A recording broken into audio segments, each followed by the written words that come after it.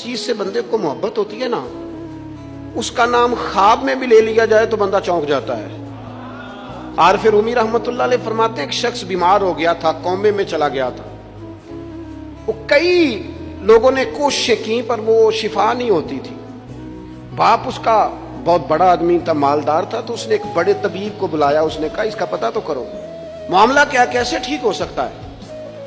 तो वो तबीब कहने लगा कि ये ना किसी से मोहब्बत करता है, जिससे मोहब्बत करता है उससे बिछड़ गया है और उस गम में इस कैफियत में चला गया, दवाइयां शवाइयां असर नहीं करेंगी।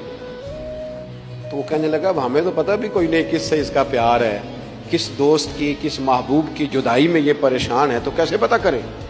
तो वो तबीब सियाना था, उसने कहा ये कौन कौन से मुल्कों में जा चुका है।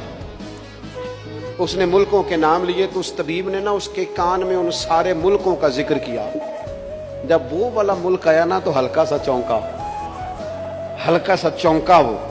कहने लगा अब इस मुल्क के अंदर जितने शहर हैं उनके नाम बताओ।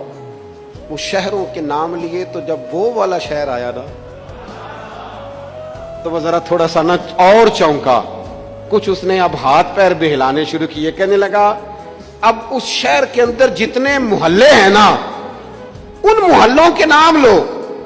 अब जो एक एक करके मोहल्ले के नाम लेने लगे तो जब वो वाला मोहल्ला आया ना, शहर बगदाद दी की है निशानी,